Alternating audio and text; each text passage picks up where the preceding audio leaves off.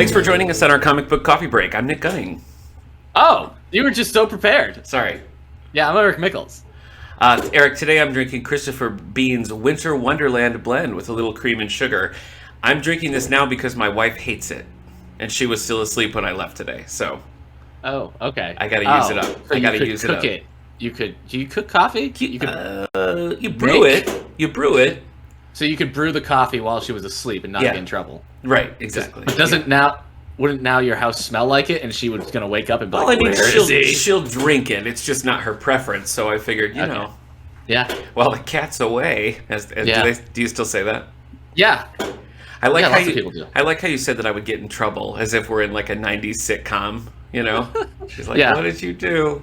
Yeah, I like how long ago those stereotypes were still there. The '90s. Yeah, it's true.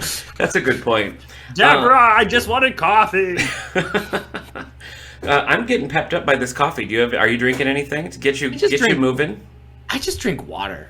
Okay, I drink a lot of water. What's clicking? I'm in my office and the boiler's firing. Oh, okay. Yeah. I just wanted us to have the picture there. Yeah, that's all it is. That's all it is. I appreciate you asking.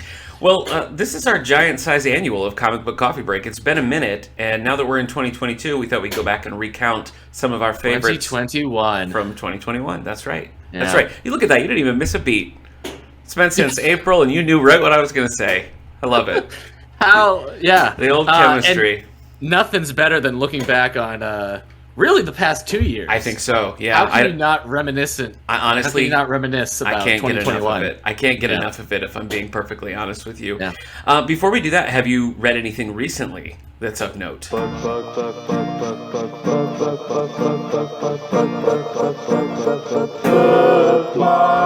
I'll talk about it. Okay. I've only read one thing because it was 22 freaking issues. Okay. So I'll talk about it when I talk about what else is on my list. Okay. All right. But yeah, in terms of the past 7 days, yeah, I spent a lot of it reading that 22 issue X of Swords.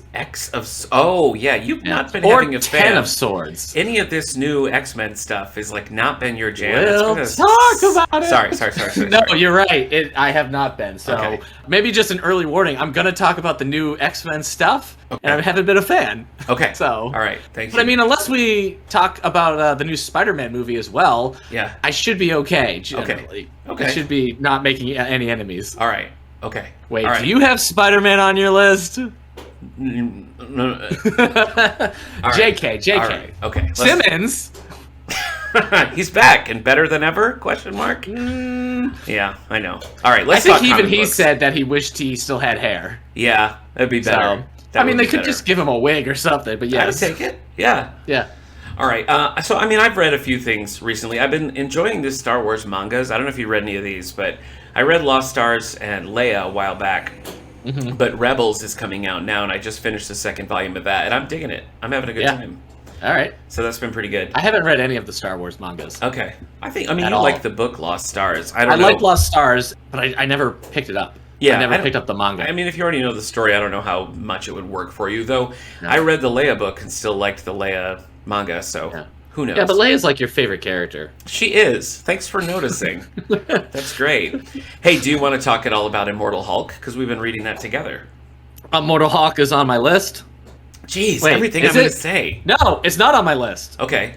Well, let's talk about it. I guess because we're on volume 4. We are. So we haven't gotten too far in it because we're reading it and then then we call each other and we talk about it and then read it again while trying to read other stuff. Right. Of course. Yeah, I know. I keep coming back to it. I have like the stack of the trades on my desk and I'm like, okay. Yeah. So I just got number 5 out. I'm liking the series so far. It's getting progressively grosser, and I think volume 4 is maybe the grossest that it's ever been. It is gross. It is the grossest, I think. Yeah. It was so funny. I saw you. I'm like, it's just a hand for a head. Ugh. What? But it's so. I told Kendra, I'm like, you don't think a hand for a head is going to be that disturbing? I do think it will be. Until you see a hand for a head. Don't speak for me. Oh my gosh. Yeah. That was no good. That was truly an abomination. True. That's true.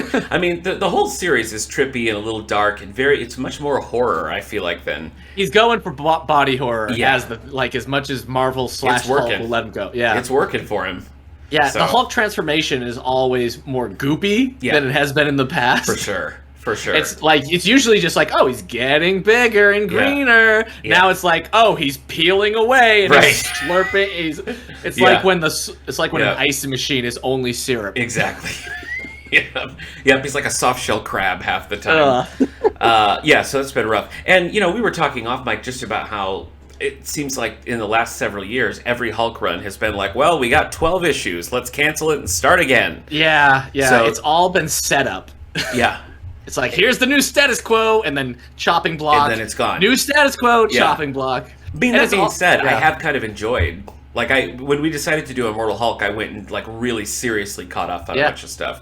And I did like it, The other stuff that was happening, like, there was stuff in there I wanted to see keep going, and then it just stopped. Yeah. Some stuff with the Maestro, and, like, a more, like, sneaky Hulk behind Ban, but then that got chopped real quick. Yeah, didn't really have time to grow. Secret Wars ruined everything. Yes, that seems to be so. Because I didn't read Secret Wars, and I read stuff before and after, and I was like, wait a minute afterwards. Like, you don't have to read Secret Wars to understand what's been going on with the Hulk and stuff, but a lot of books, you're reading like, all right, I'm digging this story, like Black Widow or Punisher and whatnot, and then it's always, there is only Secret Wars. And like, darn it! Yep. Well, a similar thing happened to me when I was reading all new X-Men and like Guardians and stuff. Like the Black Vortex crossover just kind of like killed it all. Same with that Cyclops run. So Marvel loves to. I've been digging Hulk.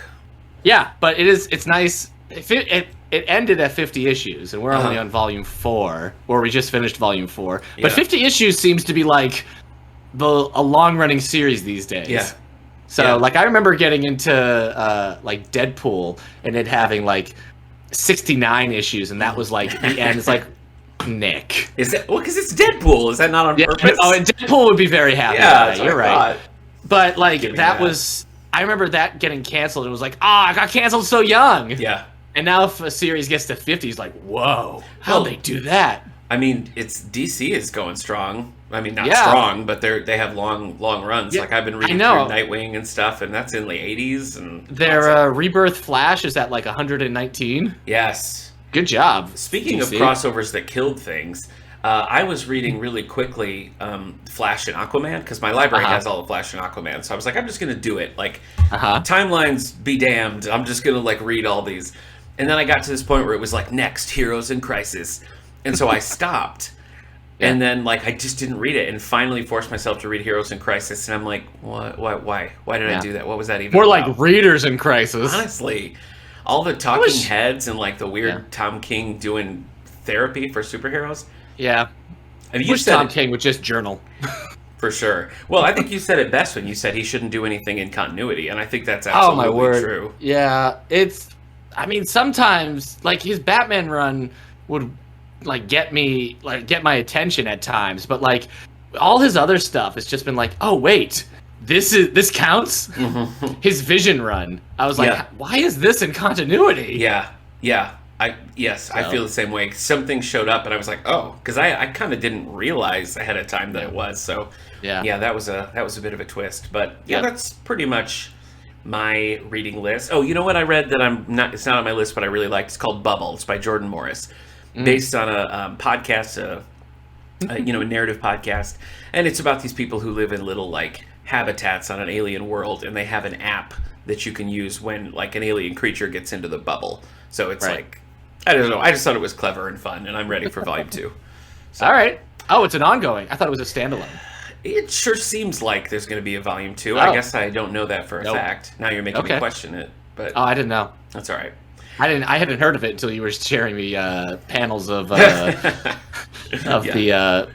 I don't know who were they? They were like geek monsters that were just had bad opinions. It's a bunch of like bros in a bar, and this monster comes and sort of like combines them, and people are like, "Oh no, now their opinions are worse." Right? And they keep like, Val Kilmer was the only good Batman. Yeah, we should revisit the Star Wars prequels. Yes. So funny. So that's Bubble. That's Bubble. All right. Should we get into our best of list? Yeah. All right. Let's do it.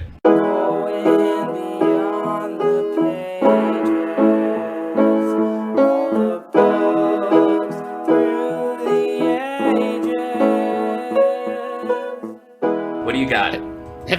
Is your best of list just a mix of a bunch of stuff that came out like 5 years ago as well? I think I have. I mean, mostly, I guess, if we're being honest. But I do have some things from 2021. Because I'm looking at my list, I'm like, oh boy. Yeah.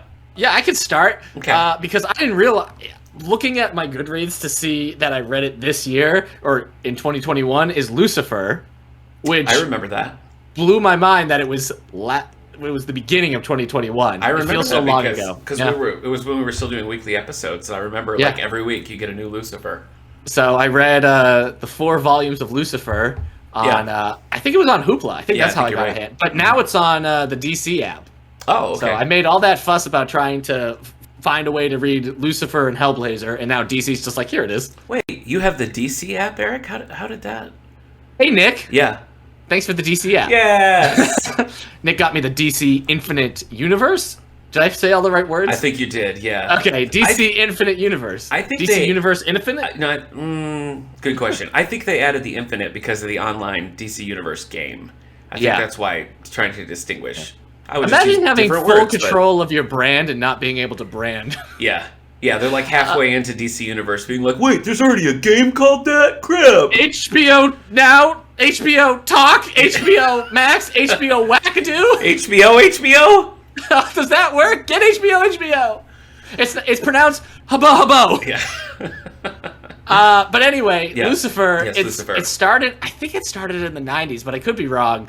But it spun out of Neil Gaiman's Sandman run way back when, and I always meant to read it, but it was 75 issues. Whoa! Can you insert like a bling sound every time I say something that ran for longer than 50 or more issues? I'll get Roger to work on it. Yeah. Okay. But anyways, it was just really good. It was completely different than what I thought it was going to be because the pitch is Lucifer isn't in hell anymore. He owns a piano bar on Earth, and I thought it was like hell to me. I thought it was mainly going to be about like Lucifer's day and day owning a piano bar on Earth and maybe having kind of like Vertigo level adventures, but it's really about like him trying to keep, I don't know, it's hard to describe. It's just a bunch of different like fantasy adventure stuff. Yeah. The piano bar plays almost no role in it, and it makes me wonder if like Mike Carey got the book. He's like, piano bar, nice try, Neil Gaiman. It's out. You're done. Yeah.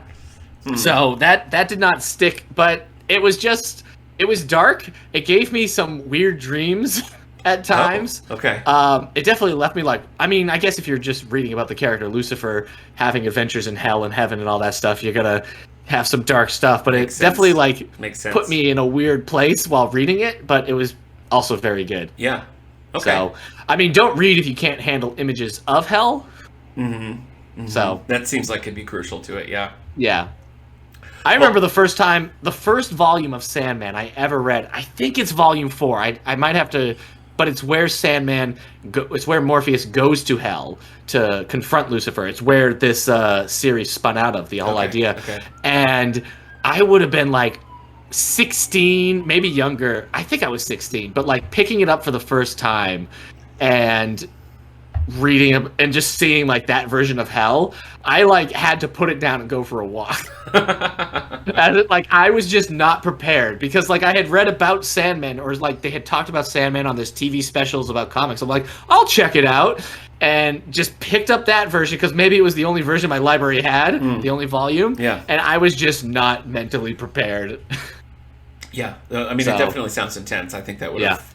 Yeah. It's kind of shot. They would never do it, but like Sunday school teachers should be using that volume of Sandman. Look at this! Look at this! But yeah, it freaked me out. And now I read Lucifer this year, so I guess I've grown. You have, yeah. You finally were able to. One of the like sort of fringe DC Comics things that I've been enjoying this year is all their anthology sets that they've been coming out with. A lot of their heroes are hitting the 80th mark or something like that. So I read the 80th like Catwoman anthology, Green Lantern, Robin, Aquaman, Green Arrow, lots of different things. Betty White lived in a world without Batman or Superman. Yeah, that's true. And she did nothing about it. Jeez.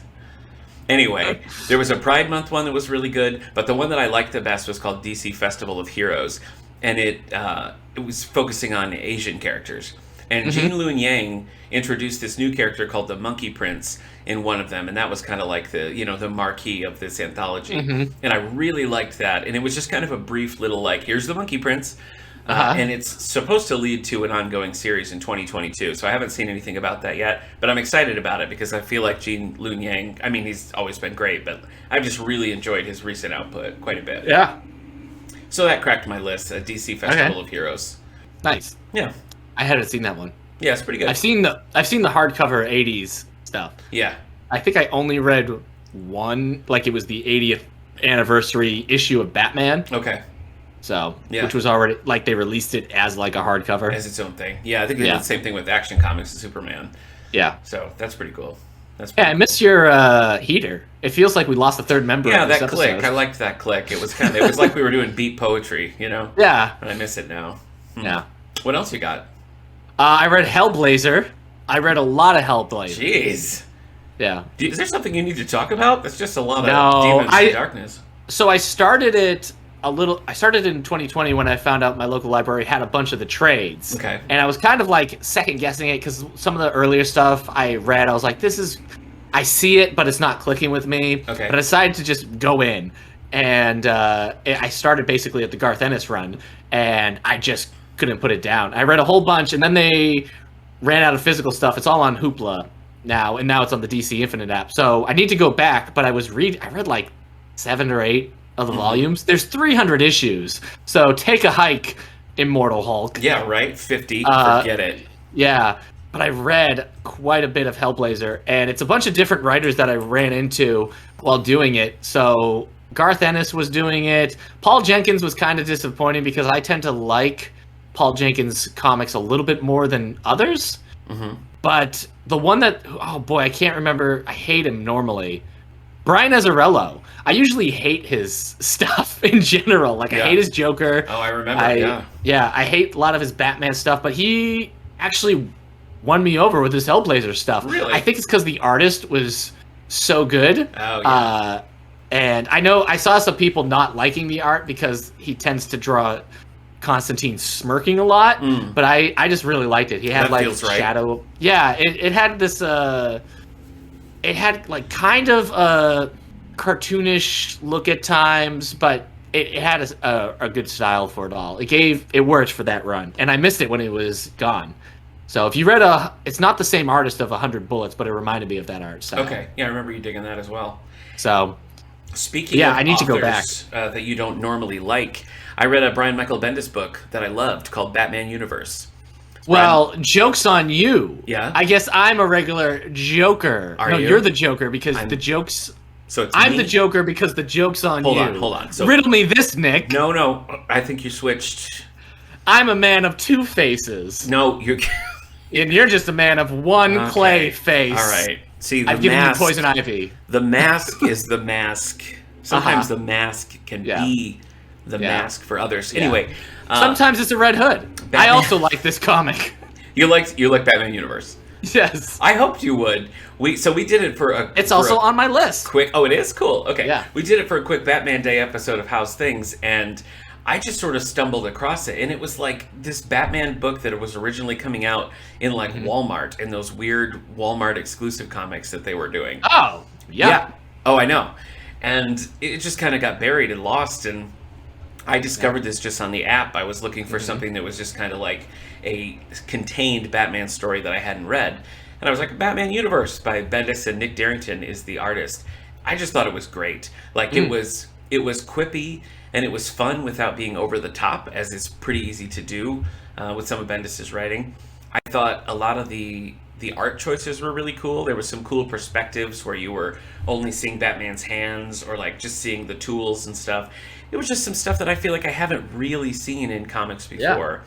And it was good. It was really good. And I was sad that it slipped under the radar because I had a great time with it. Well, I made sure our library got it after I read it. Good for you. I got it so I could read it. Right. So one of those. Right. Yeah. Yeah. It's a lot of fun. It's one of those all ages comics that is literally all ages. Yeah. So. Yeah. I don't know. It was just good. It was just so different than like because everything I've been reading a lot of standalone like Batman stuff from either DC Dark or whatnot, and it's just all Joker and Harley, and it's just all so like, how dark and realistic can we make these characters? And I'm like, oh my gosh. Anyway, so this was kind of like a breath of fresh air with that. I agree. I really liked the Alfred relationship. It was different. It was unique. I recommend it.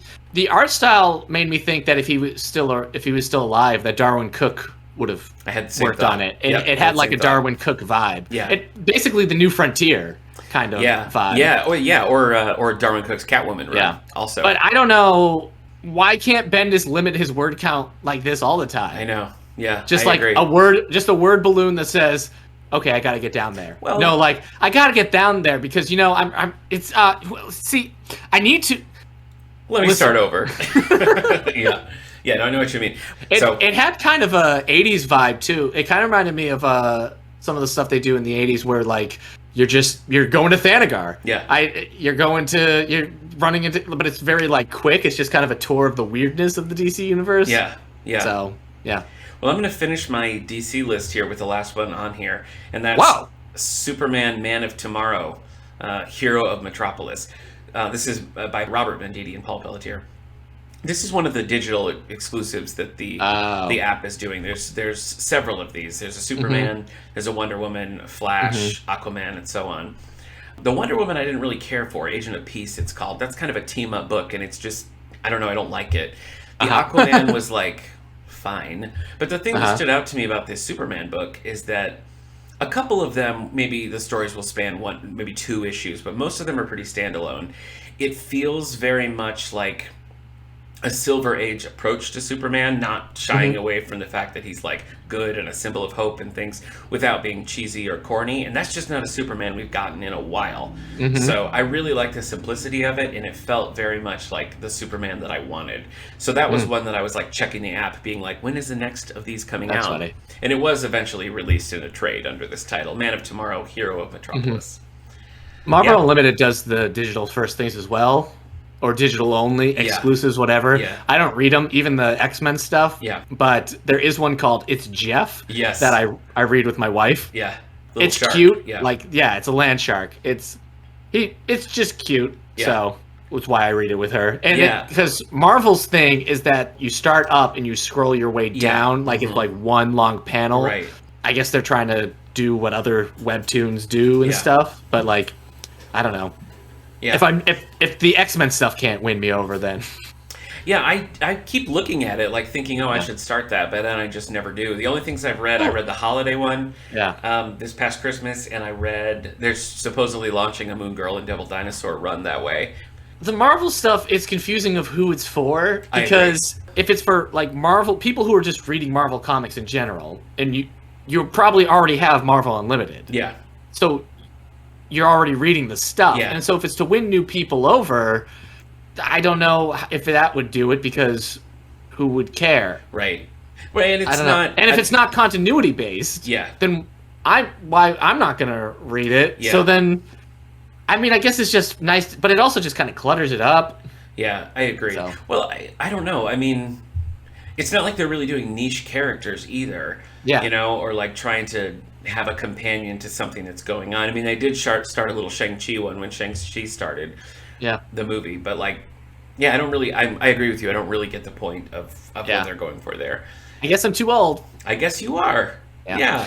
I started reading, I haven't picked up a second volume since, but I read the first volume of IDW's Teenage Mutant Ninja Turtles. Oh, okay. And it was very good. It was a lot of fun. Is this like the one from like 2012 or something? Like a little older? It's still going, isn't it? I think it is, but I read the first couple trades. I think I know what you mean. I think I read that too. Yeah, the hardback I had was like the first 13 issues. It's just really good, and it felt like it was just a mix of a bunch of different turtle lore. It felt like there was a moment where April meets them, and she's like, I can't handle this, and she faints, which I am 100% sure is how she met the turtles in the first episode of like the 80s cartoon. Yeah. So there's like references to the 80s. You see there's like some movie nods and stuff, and like stuff from the original comics, but it's like a new takes, but it just feels like all of it come together. But it's just a lot of fun. Turtles is one of those things where the nostalgia goggles are in full effect with me. I'm willing to, every time I read it or watch one of the bad movies, I'm just, I have a good time. Hey now. Yeah. Oh no, the new bad movies. Okay. Yeah, which I like. I like I like the two new ones. God bless you. Good for you. I think it's just because I just like the Turtles whenever they show up. I never have a bad time with the Turtles. Yeah, I was having a good time with Rise of the Teenage Mutant Ninja Turtles, that show. Oh yeah. Very funny. I liked the vibe of that. Yeah, I liked the one that came before that. Uh-huh. I liked that weird CGI Turtles animated movie that came out in between the live action stuff. Yeah, with Chris Evans as Casey Jones. Yeah. It's just one of those things like there's some things from my youth or from my childhood I'm like, well, I don't want to go back to that. I put that away, but like the Turtles, it's just like no. They're never going for me. They're great. And the series is just a lot of fun. Yeah. So, and it's a lot. There's a lot of spin-offs, a lot of like shorts, so like cool. And it comes in those like cool big hardbacks. Yeah, I need to get back to it. Because I was liking it. I need to as well. These don't make my list for best of, but I feel like I should mention that I did finish my reread of Superman New 52. You did it. And nothing really changed my mind. I still liked what I liked and didn't like what I didn't like, which was most of it. So I feel like it came home in the end. The only thing was that I was wanting to get my wife to read the parts that I liked, but it's so scattered. There's not like a read this trade or read this trade. It's just... So, that was it wasn't as rereadable as I hoped it would be, and I really hoped to get a new appreciation for the early stuff, and I didn't. Yeah. I also finally finished Grant Morrison's Wonder Woman Earth 1. And I loved the first volume of that. Like on the Yellow Book Show when we did our Wonder Woman Spotlight, that was in my top like Wonder Woman stories. I feel like the two sequels only made me like the first one less. It's not that they're bad, it just kind of worked as a good standalone, and the stuff that came after was kind of like, okay, like I guess now that's part of it, but I'm way behind on Earth 1. Well, I have a Grant Morrison book on my list. Hit me. I love the transition. The Santa Claus origin story, Claus. Really? Yes. Really? Yeah, it's a lot of fun. Okay. The art is gorgeous and it's very colorful. So it just like looks great. And it's a fun like story in there. I mean, I was 100% there for the art. Yeah. After the first issue, but it's just kind of like, I don't know. These like gritty reboots of like not comic characters, but like King Arthur and Robin Hood that we've been getting. It's like that. But with Santa Claus. Yeah, it's like, what if the Tarzan, King Arthur, Robin Hood, gritty happened to Santa Claus? But Grant Morrison wrote it. So it's just really fun, and it looks great. Well, cool. Is it Christmassy or not Christmassy? Yeah. Okay. All right. I mean, if you want to read something kind of like Batman Begins on Christmas, you could read Claus by Grant Morrison. Okay. Or you could just read it whenever, which I did. Okay. I think I read it in the summer. So all right. I'm a maniac. Weird. I would never do that. I couldn't be allowed to do that. I wouldn't allow myself. But yeah, I think I don't remember how many issues it is. It's short, but it's just he is basically Robin Hood for a lot of it with the Santa Claus things happening. So okay. He steals milk and cookies and gives them to the poor. Boy, is that how it goes? Yeah. Okay. Here's your cookies, kids. All right. Well, let's. But we gave these to you. I'm gonna. Ho ho ho. Yeah. All right. I'm gonna get into some of my Marvel picks, and I only have 3, so I'm just gonna warn you. We already talked about this, but Tom King's Vision, I really loved it. I read that this year. No, I read that last year. I did. Yeah, I did. Yeah. I read it this year when WandaVision was coming out. I read that, and I read that Scarlet Witch series. That WandaVision being 2021 blew my mind as well. Same. When I looked back, it was like, no, I watched that in 2020. I remember. I know. Yeah. No, it started in January 2021. Apparently, 2021 started in January? I guess so. I didn't realize, but I guess so. I mean, this is so cool. It's so stylized. It's got this sort of like 1950s aesthetic, which, clearly they cribbed some of that for WandaVision. As we were saying earlier, I mean, the parts where it's weakest is when it touches it with continuity. Yeah, luckily, I think you can read it and then ignore it. You can. In continuity. I don't think it definitely could have and should have not been out of continuity. Right. But I don't think Marvel does that in general. No. It really has to be a crazy project for them to do out of continuity. And I think this should have been still. I agree. But you can ignore it if you need to. And I think the opposite is true. I think if you don't know what's going on, you can just kind of be like, okay, I assume that probably happened. You know what I mean? You can just read this. Yeah, you can just read it without caring what else is going on. You can just give it to anybody who's like, I liked WandaVision. Do you got something else? Yeah. Yes. Yeah, that. I feel like that is better than, I don't know, like the Scarlet Witch series that came out that I think is just 3 volumes, it really did. It started strong. It had this cool, like, sort of magical detective kind of vibe, and then it just went off the rails. And that was another one where when they were bringing in aspects of continuity, it really kind of, like, kneecapped it. So, kind of disappointing. But I still would recommend Tom King's Vision. Yeah, that's Gabriel Hernandez Walta's the artist on that. Yeah, I kept sharing the tweet of I kept sharing the image of Vision yelling, "What good can come from this?" while watching WandaVision to people. Oh, that's how I felt. Yep, classic. While watching that show. Well, if that came out in 2021, that should have been on my list, WandaVision. Yeah, should have. I don't know why I didn't. I guess because I forgot it was. But anyways, WandaVision is definitely my favorite thing that MCU has done this year. Same. In 2021. Then. Yeah, I agree. I completely forgot it was a 2021. I think it might still be one of the best things they've ever done, period. I 100% agree. Yeah, it was so clever, so unique, and they really, I don't know, I feel like they put the time in to really make you, like, because you go several episodes without having any information. So you got to have a little bit of buy-in to start. And I loved the classic TV references. There was so many little winks and nods outside of just the obvious stuff. There was little subtleties.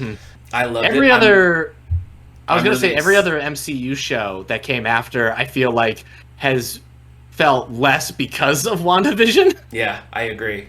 So yeah, I agree with that totally. I'm very excited that Matt Shankman, who did WandaVision, is on the hook to do the new Chris Pine Star Trek movie. I hope that happens. I'm not going to hold my breath, but I hope it happens. But yeah, I think whereas like I watched like Falcon Winter Soldier and Loki and Hawkeye. Was there another one I'm missing? Holy moly! What if? I didn't even finish I haven't finished Hawkeye.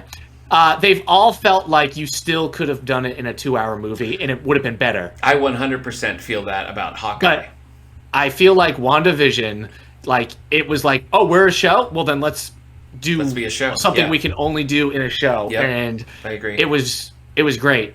And I just feel like Falcon and Winter Soldier and Loki, like, it all was just stretched 2 episodes too long. Yeah. Because it could have all just been a movie. I couldn't get down with Loki. I didn't really care about What If.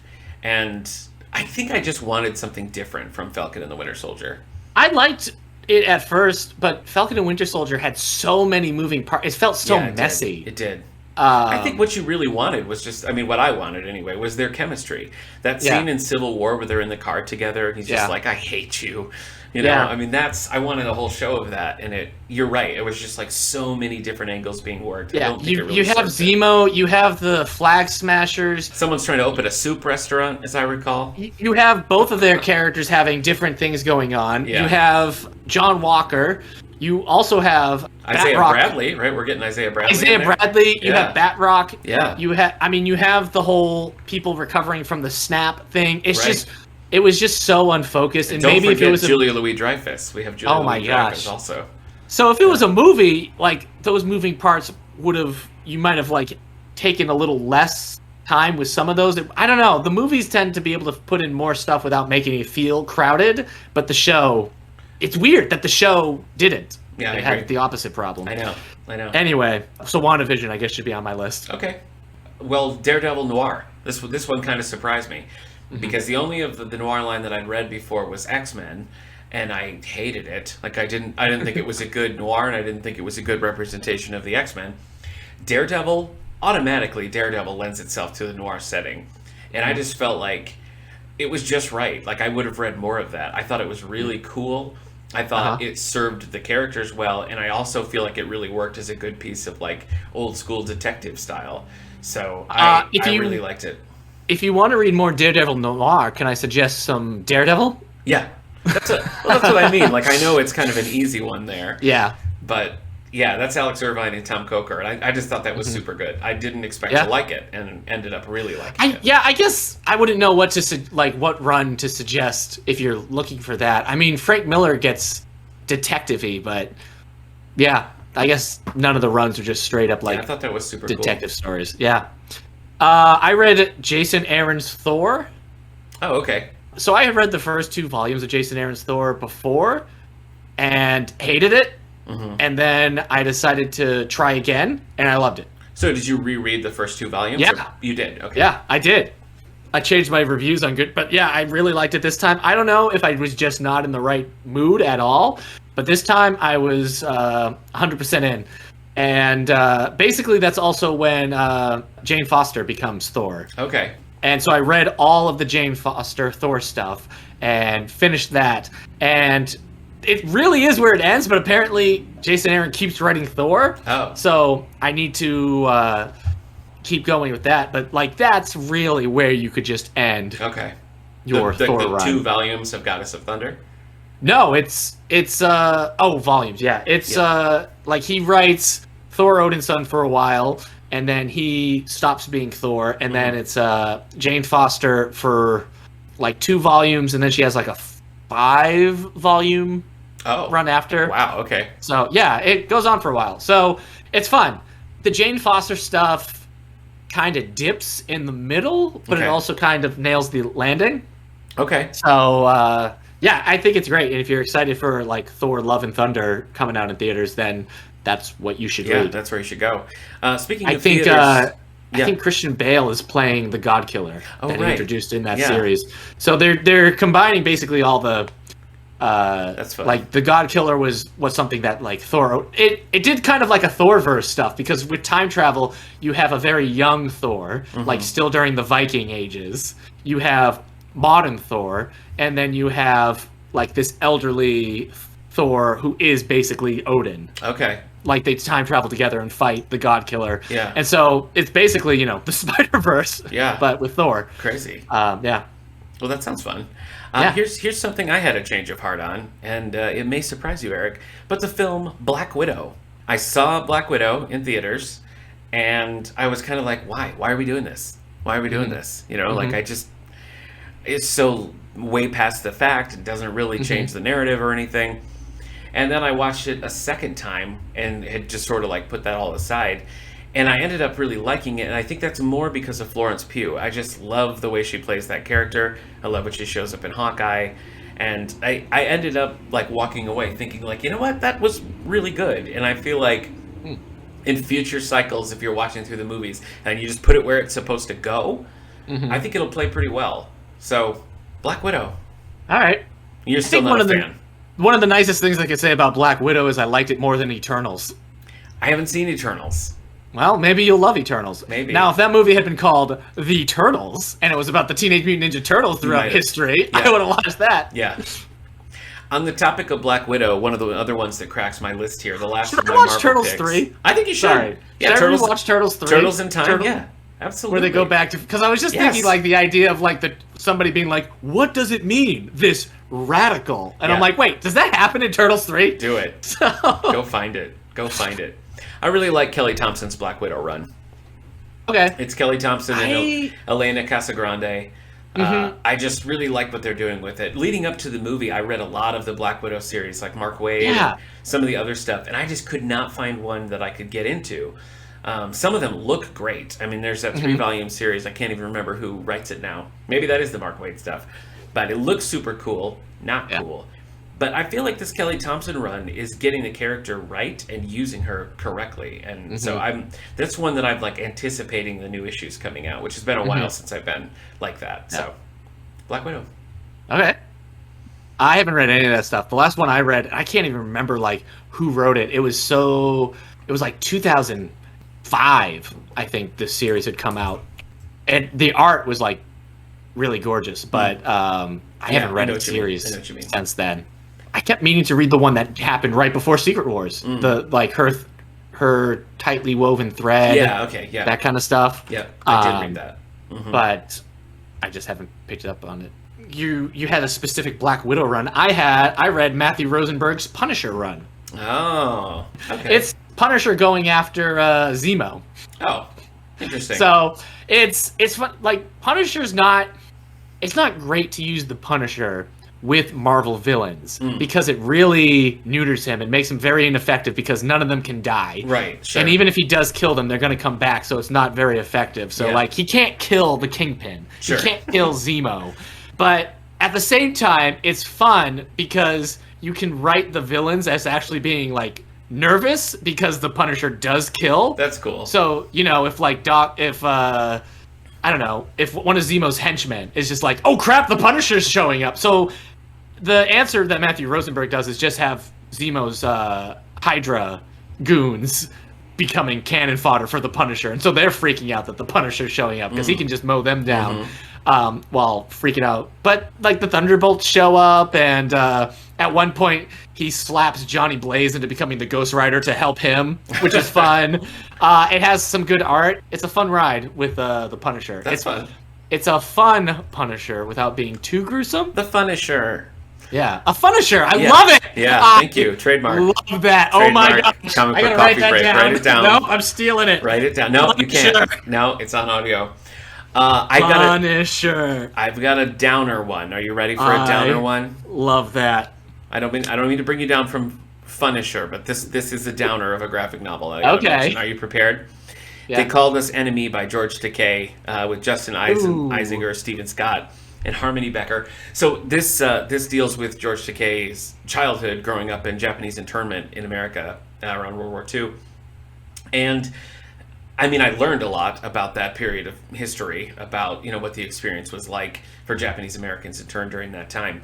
And so just as a piece of history and as a learning about something that's not too widely discussed, I feel like was really good. But it also just really succeeds as a graphic novel. Right. The imagery is really good. The artist does a great job of like getting the feeling across, and it just is a really compelling read, really satisfying graphic novel. So I would recommend that, but it's not a fun one.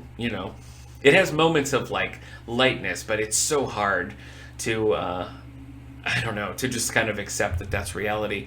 And it is sort of like some of it is present day, and some of it, and most of it, the vast majority of it is flashbacks. So I think having that present day aspect of it gives it an air of hope because you kind of know where it's going. But still, it's a rough read, but I do recommend it. I didn't put it on my list because it was so depressing. It is. No, I read because it was nominated for the Harvey Awards a year or two ago. Okay. And so I had seen it at the library. It's called Grass by Kyum Suk Gendry Kim. Okay. It's about her life. She's Korean, and it's about her life growing up and being abducted and having to work for the Japanese Imperial Army during the Second World War. And it's a brutal, depressing read. I bet. Which is why I didn't put it on my list, because like it just, like, I just read it, I'm like, well, I'm gonna go die now. It was just so, like, everything that happens in it is so, and I felt like it didn't have that hope, and it's not the book's fault because it was just, it wasn't there so much. It was just such a sad story. But yeah. So that's two downers. I guess I'll say my other downer then, which is Monsters by Barry Windsor Smith. Okay. That was nominated for the Harvey Award this year. It's huge. It's this massive project that he's been working on for years and everything. Like, he writes and draws it, or writes and draws. He writes and illustrates it. It's all black and white. It is a downer. It's this big story about this family, and one of them gets turned into this like Frankenstein Hulk monster at one point, but you also see his dad in World War II going into this German castle, but it's also about suburban life after the war and marriages breaking down and all this. It's just about so many different things. Jeez. And it really reading it, I just felt awful while reading it. I don't know, but like, not awful because necessarily it's depressing as like these real world stories we're reading, but awful because there's just so much gloom in it. Sure. I don't know. But it's also just like this really strange project that I feel like if you like the format that is graphic novels, then you should read it. Huh, okay. Because he does a lot with it. Okay. So I had some like homemade Greek tzatziki sauce that I was eating while reading it, so maybe that also kind of I'm sure it affected my reading. I was like, wow, this has a weird taste to it. Well, I've only got one more comic on my list here. What? Yeah. Snap. But I've got some other movies I could talk about. Okay. My last comic on the list here is Lore Olympus. So this started as a webtoon by Rachel Smythe. It deals mainly with Hades and Persephone. I just loved it. I thought it was really good. Very cool. Yeah. The art's really cool. I didn't really know what to expect. I heard about it because I think it was either nominated or won the Goodreads Choice Awards for graphic novels. And I picked it up and loved it. And my wife read it. She also loved it. So that one definitely needs a volume too. So I'm anticipating that. Have you read it? I was sending you screenshots of this one as well. It's checked out at my library. Yeah. So I need to read that one. I need to read that in good. Bubble. Yeah, Bubble. You read the first volume of Robbie Reyes Ghost Rider? Yeah, I think I did. Yeah. All right, I finished that run because I had it. It was 3 volumes. Yeah. Or no, it was just 2 volumes? I can't remember. It's not long, whatever it is. I started over because it had been so long since I read the first volume. And I just like it. It just has this very like chaotic magical energy that you want in a Ghost Rider book. And I like Robbie Reyes as a character and like glad that he's part of the Ghost Rider verse. Yeah. So I'm always looking for like good Ghost Rider post aughts. This was a lot of fun. Okay. I know he was on Agents of S.H.I.E.L.D., but I hope like they do more with him going forward and that stuff too. Just the fact that he drives a car makes him different enough, but then the character himself is different, and his the spirit that he gets the Ghost Rider power from and everything is different as well. So there was a lot to like in it. He's a strange character. I like him. Well, and I like that series. Okay.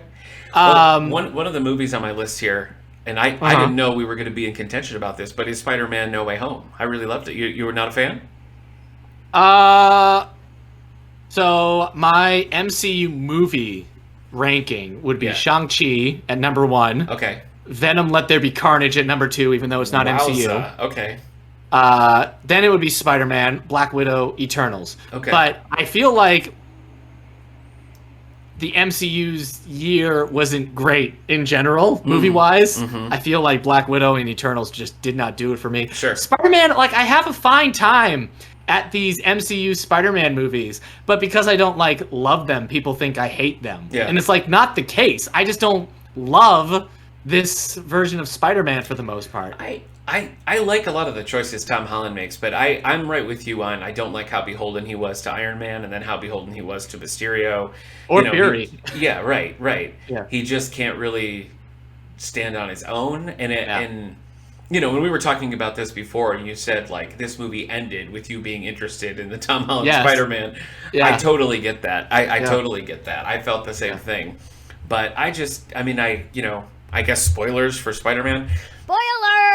Spoilers! But I loved seeing the others come back. Spoilers for Spider-Man! Yeah, I said it. It's made $600 million in the U.S. alone. Yeah. So I guess you don't have any excuse for not going to see other movies. True. People, boy, am I getting mad about that. I just can't believe how well Andrew Garfield comes out in that movie. Yeah. He's hilarious. Yeah. He just feels so Spider-Man-y to me. I loved it. Yeah. He's very funny. Again, the reason why he's so funny and why he blew me away in that is because how much I don't like the Amazing Spider-Man movies. Yeah, I know you don't. Yeah. So, whereas like Toby had nothing to prove. Sure. Yeah. So listen, I liked the movie. I had a good time, but when I like sit down and look at it or try to be objective about it, or maybe it's not objective. When I just sit down by myself and look at it, it's characters from other movies talking about their other movies, and then I know you said that, two other Spider-Man show up, and then it's them talking about their other movies, and then there's some action that doesn't do it for me. So like when I watch it, I enjoy it for what it does, but as like a standalone Spider-Man movie, I I don't know. Yeah, all right. I would want to just skip to the last third of that movie every time. Well, I can see that. So yeah. All right. You can also see you can see other movies besides Spider-Man movies. Everybody else. I don't think you can. You can. Are you excited for Morbius? I mean, I'll see it. I saw the trailer and I was kind of like, I mean, okay. I guess that's about all I can muster. I don't know. I think part of me is excited because it looks like maybe a bad 90s superhero movie. It does. That's exactly what it looks like. And there's some nostalgia in me that says, a bad 90s superhero movie? Let's do this! Yeah. So it kind of, it looks like Spawn or something, you know? Mm-hmm. But that's the same vibe I got from the first Venom. Yeah. And then I guess the thing about Venom Let There Be Carnage is it was 90 minutes, it had no pretensions. Yeah. And it just gave you what you wanted. Yeah. A big fight between Venom and Carnage. Mm-hmm. But it also looked a whole lot better than a Venom Carnage movie should look. That's true. It did have a style to it. I'm shocked that Andy Serkis said yes to directing this. Yeah. But he just gave it this manic energy. Yeah. That I felt like it needed. Did you not like it? No, I did. Okay. I mean, I wouldn't crack it, high on my list really, but we watched it on Thanksgiving with my wife and my brother, and we were just all kind of yeah, so Venom 2, here we go, we did it. Yeah, it was just a good, quick time, and so and I think what the thing is, I was telling this to people as it was coming out, why am I getting excited for this movie? It's just Carnage. Yeah. I thought it was better than that. I thought I had grown up. I knew you weren't. As soon as I saw Carnage, it was 15-year-old me. He's like, oh, sweet Carnage. He's red. Yeah. Yeah. So it was exactly that. Mm-hmm. So when Carnage is talking and stuff, I'm like, yeah, Carnage rules. I thought I was better, but I thought I was past Carnage. But I'm not. It's prettiest because I think it's technically 88 minutes. And when you see that in a modern superhero movie, it's just wow. But that really is the thing that makes it as fun as it is, because you're just boom.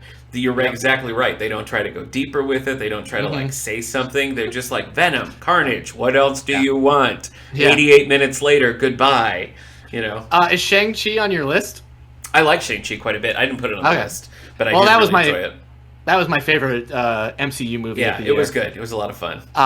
Yeah. Kendra doesn't agree with me. I thought the bus fight was the best fight in terms of martial arts stuff. The scaffolding fight was cool, but I thought they put in all the effort they had into making that bus fight cool. So and it's it made me.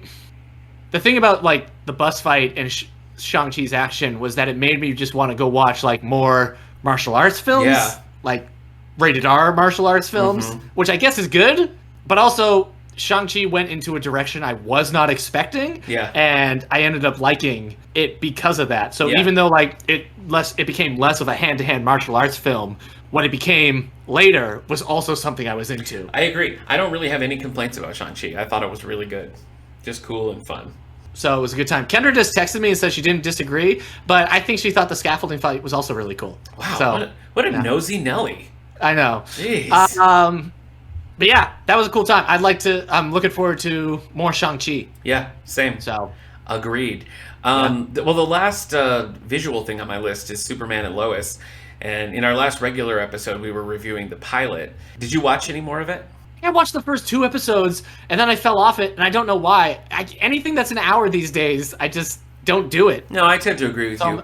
I'm a horrible person. I still like the show. I love that portrayal of Superman. I think it's doing a lot of things right. It made the mistake that I feel like a lot of modern shows are doing, where it escalated to what I would consider more like a season 3 or 4 kind of plot. It really had this cool kind of homespunny premise, and you were seeing a very different side of Superman, and then they jumped to this big, grand, crazy climax for the second half of the season. And I'm just why are you doing this? How will you ever go back, Yeah. And so I'm a little nervous about season 2. But the first batch of episodes, I don't remember how many episodes were in the season, but the first half until we got sort of that midway point where things really changed was some of the best Superman I've seen in a very long time. So I still got to give it props for that. And I'm hopeful for season 2. I got to watch it now that it's all on HBO Max. Yes. Yeah, you do. What I gotta do. I read Berserker by Keanu Reeves is on my list. Okay. I wasn't expecting to like it, but it just kind of rules. I don't know. Like that. Whoa. It's well, I know, but that's like what it is. It's just like lizard brain entertainment. It's about this caveman that is immortal and can't die, but he also sometimes goes berserk because he has god blood in him. And now it's in the future and people are trying to figure out that blood, and like they send him on missions. It's just the art's just bloody. It feels like it came out of the 80s. It's just if Keanu Reeves just wants to write this like heavy metal barbarian story, then I'm all in. You're there. So I mean that's what it is. It's just a heavy metal barbarian story. That sounds fun. If you can handle gore on page, do it. Okay. If you can't, it gets maybe not. It gets pretty gory, but it's just a lot of fun. Okay. I also liked Department of Truth. By James Tynion the Second, the fourth. I've been reading his Batman stuff recently. Yeah, I've been reading his Batman stuff. Sometimes I like it more than not. His Batman stuff has kind of clicked with me once I realized he was writing a cyberpunk Batman. Oh, okay, I can see that. And once, because he's been introducing a lot new characters, but once I realized, like, wait a second, this is a cyber, then I've been like, okay, but he's left to go join Substack and other conspiracy theorists. Sure. But anyways, speaking of conspiracy theories, that's what Department of Truth is. It's about this department that's about keeping conspiracy theories conspiracies. Like, they don't exist, but it's the idea that if enough people believe something, reality starts to shift. So if enough people believe that the world is flat, then there is actually an end of the world starts to form. And so this group has to go and take care of that. They have to get rid of those things. If enough people believe in Bigfoot, then there's a wild Bigfoot in the wood killing people. So they have to kill Bigfoot. They have to take care of the people that believe in it. It's kind of dark. I like the first volume more than the second, but it's still kind of like new. So the art's a little it has this like sketch quality to it, like charcoal sketch kind of vibe to it. Yeah, it's a bit X-Files at times, so it's worth checking out. I mean, as long as you're fully aware that the Earth is round, then it's fine. I do know that. It's very political because it deals with a lot of political conspiracy theories, like victim actors in public shooting that, the survivor are actors. It actually is depressing when you realize like some of these theories exist. So you don't want to dig too deep into that. I have another one. Do you have something else? No, go ahead. All right. So I've been reading the post House of X, Powers of X, X-Men line. Yes. And I just finished X of Swords, or 10 of Swords. And so there's a whole bunch of series. There's like 6 or 7. I didn't count them. Yeah, I've been watching X-Factor, there's X-Force. I've been watching you click through them on Goodreads. The thing is, like, as much as I was nervous and wasn't excited for what Jonathan Hickman did, I read Powers of X and House of X and thought it was great. And thought it was just this cool sci-fi, crazy world that he was using all the X-Men history and lore to create, and I thought that was great. And everything else since has been just like, what was the point then? He, as a writer, as a month-to-month writer, I think he just sucks. Having read his Avengers as well and other stuff, I don't like him. Never known you to like him. Is this new news to you? Right, but like, I guess House of X, Powers of X changed my mind. Like, he's an idea man. Is the thing. He's an idea man who has all these, and that's fine. The world needs idea men, and he came up with all these great. But then, like, he's writing the X-Men. So he's writing the series called X-Men. Right. And every issue is just this different plot thread starting, and there's no follow through on anything.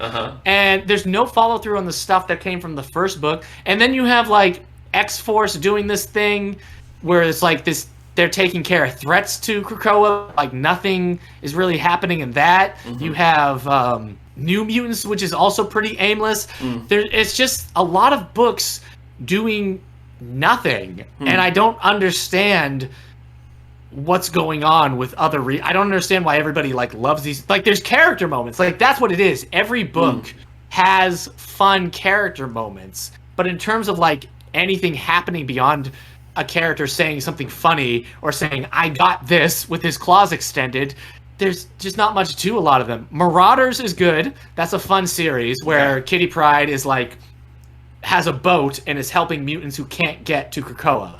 Get to Krakoa. Okay. Like that series is a lot of fun. But yeah, nothing, I don't know. All that complaints to say, I'm loving Hellions. Oh, okay. So Hellions is so fun because here's the thing. As much as I don't like a lot of the other stuff, the Sinister he's going with is a lot of the Sinister from that Kieran Gillen run. Okay, You remember that run where he's like, he just has a lot of them? Yeah. So it's that Sinister kind of, but it's just like a Sinister who's just full, like it's a Sinister who's read Mr. Sinister comics and loves it. And so now he's being that Sinister. That's funny. He's just so funny, and he's in charge now of this group. It's basically like a Suicide Squad Thunderbolts team. Okay. It's mutants who on Krakoa just can't fit into society. You just, like, it has Wild Child, it has Psylocke, but not the Psylocke that you're thinking. It has the one that she switched brains with at How times. did you know which Psylocke I was thinking of? Quinoan. But it's got Nanny and Orphan Maker from Claremont's like a 80s run. Oh, okay. It's got just some weird characters, and they have to go on these like violent adventures, and the characters are just terrible to each other. The art's a lot of fun. Mr. Sinister is in charge of them, and he's like, you know, full on goof troop. Yeah. At one point, Nanny, who I guess Nanny is just. She's a mutant that has to live in this metal egg.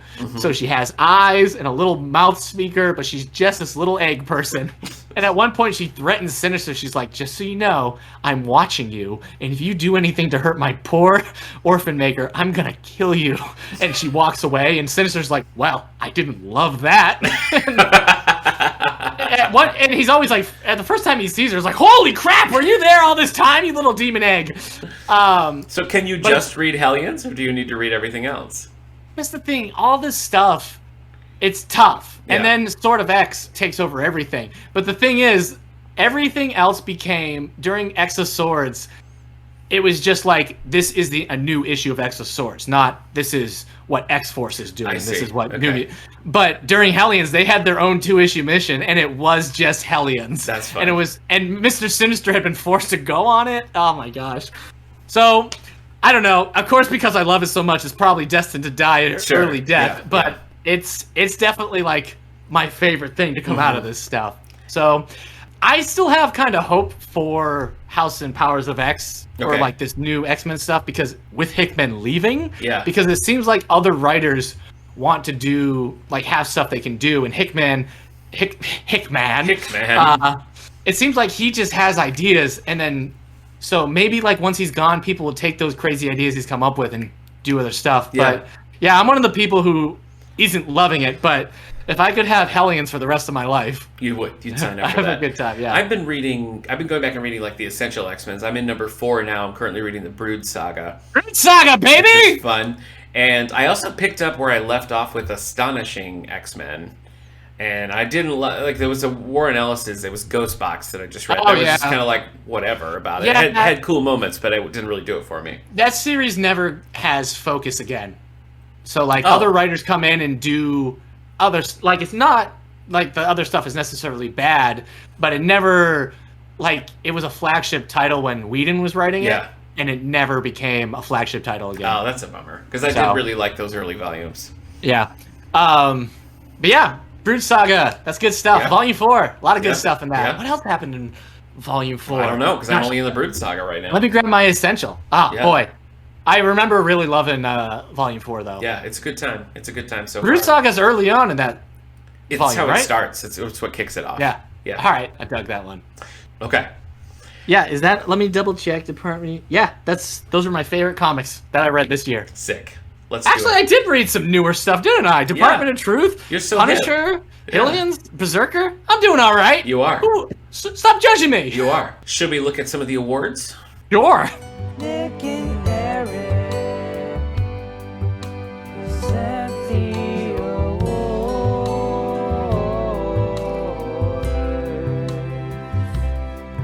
All right, well, I'm going to tell you about the Eisner Awards, Eric. So Gene Luen Yang was like the big winner. He took home, let's see, Best Publication for Kids, Best Adaptation from Another Medium for Superman Smashes the Klan, which we both read and loved. Yeah. And Best Publication for Teens for Dragon Hoops. So, but I recommend both of those. Kind of surprised Dragon Hoops won, but I liked it quite a bit. Dragon Hoops is good, yeah. Yeah. Best Single Issue went to Sports is Hell by Ben Passmore, which I've not read. Best Limited Series, Superman's Pal Jimmy Olsen by Matt Fraction and Steve Lieber. I don't know why I haven't read this, but I haven't. Did you read any of this Jimmy Olsen stuff? No. Okay. I did not. Best New Series went to Kelly Thompson's Black Widow, which I loved. So, yeah, I agree with that. Best Writer and Artist went to Junji Ito for Ramina and Venus in the Blind Spot. Best Comics-Related Book, Invisible Men, The Trailblazing Black Artist of Comic Books by Ken Quattro. Best Digital Comics was Ed Brubaker and Marcos Martin's Friday. And Best Web Comic went to Crisis Zone by Simon Hanselman, which apparently you can just read on Instagram. So that's pretty sick. Yeah, I don't have Instagram anymore. That's right, you don't. I don't have LinkedIn anymore. Yeah, they're really going to miss you. They're really going to miss that. You've been talking a lot about the Harvey Awards. You want to take us home with that? Yeah, I read the nominations, but I didn't read the winner of the year, The Magic Fish by Trung-Le Nguyen. Yeah, I did read that. That was pretty cool. I liked it. Oh, okay. So I got to read that. And Digital Book of the Year was Lore Olympus, which I need to read. Rachel Magic Swain. Fish won again for Best Children or Young Adult Book. Mm-hmm. Was it Young Adult? Is that you read it, right? Yeah. Okay. I would even maybe say a little younger, depending on how you feel. All right. Mm-hmm. Best manga went to Chainsaw Man by Tatsuki Fujimoto. I don't know that at all. Do you know that one? I don't read as much manga as you would think. Mm-hmm. It's strange. You think I would read a lot of manga with all the anime I like. I would think that. I would and do think that. Best international book went to Moms. You love Moms. You mean like in general? Just in general, yeah. I don't know if you read the book. But... What a strange thing to say. Oh, sorry. Moms by Yaoxin Ma, translated by Janet Hong. Okay. And best adaptation from comic book and graphic novel went to WandaVision by Disney+. There you go. WandaVision. The 2021 Hugo Awards came out in December. Yeah. They were, but I thought we could mention some of the comic-related stuff. For sure. The best graphic story or comic went to Parables of the Sower, a graphic novel adaptation written by Octavia Butler. Was it adapted from the Bible? Oh, maybe. Okay. I don't think it would have won the Hugo Award if that was true. Probably not. The Old Guard won for Best Dramatic Presentation Long Form. Was that Charlize Theron? Yeah. Okay. But it's based on a comic book by Greg Rucka. Oh, okay. So I thought I'd throw that in. I like some there. Greg Rucka. Sure. Oh, okay. That was it. Okay. This Hugo. I remember seeing WandaVision, but I guess WandaVision didn't get nominated by the Hugo Awards, which seems dumb. Yeah, it does. I agree. It was so good. Yeah. Hey, buddy, guess what? Anyway, Parable of the Soda, but Ghost Spider Volume 1, Monstrous Volume 5, Once in Future Volume 1. Oh, I guess I've been reading Once in Future, which I really, really liked. Okay. By Kieran Gillen. Was that this year that No, it wasn't this year that I started it. Yeah. Invisible Kingdom Volume 2 and Die Volume 2. Those were nominated as well. Okay. So. Well, those are all very hip new selections. Yeah. I've got just the opposite for you, Eric, because I did a quarter bin selection. Are you ready? Are you ready? Yes. Adventure Comics number 383, starring Supergirl. Title, Please Stop My Funeral. This is by Bob Kanigher, E. Nelson Birdwell, with art by Win Mortinger and Kurt Schaffenberger. All right, here we go. While at college, Linda Danvers senses trouble and goes to investigate as Supergirl. She helps a girl get dust out of her eyes, and I don't know why she does this. It's not relevant, but it happens. And she accidentally takes her head off? No. She uses her super breath to suck the dust out of the girl's eye, which seems very dangerous. Wow, yeah. That's just jelly. I know. Also, she sees a UFO, so she goes to investigate. She gets hit by this beam and there's an explosion, right? The next thing she knows, she's at her own funeral. And no one can see or hear her. She's like, Batman, Robin, Clark, it's me, Supergirl. No one can see her, right? So she starts to believe that she must be actually dead until she realizes she can feel her own tears, and that proves that she's actually alive. But no one can see her, and everybody thinks she's dead. So she's like, Who can I communicate with? I know, Comet, the telepathic super horse. But Comet doesn't sense or remember her. Neither does Streaky the super cat. Oh boy. Next, she finds herself with Abraham Lincoln as he's giving the Gettysburg Address. Next, she meets Joan of Arc. And finally, Isaac Newton. Only wherever she is, Isaac Newton has discovered gunpowder and has made a rocket. The rocket explodes, sending Supergirl back to her own world. And she puts together that the initial blast knocked her into a negative world where only the dead are alive, and Isaac Newton's rocket blasted her back to her regular world. The end. What did you think? What an adventure, Supergirl! What did you think? Listen, I need to read this to you. This is her figuring things out. And I quote, "The first explosion of the hostile spacecraft must have blasted me into a negative world. It's an exact duplicate of our Earth, except that every person who is alive here is a negative human there. And when a person dies on our Earth, his negative double on their world becomes a normal, positive person, unseen by the negative people, and are mourned by them as dead. That's why Lincoln, Joan, and Newton were alive and could see me when I entered the world. My negative double vanished, so her friends thought she was dead. Hold on. But now that I've left, the negative Supergirl returned to her world." This is something that's just in a thought bubble? Yeah, she just figured all this out. She's Yeah. just thinking it in her head to herself while walking down the street. Yep.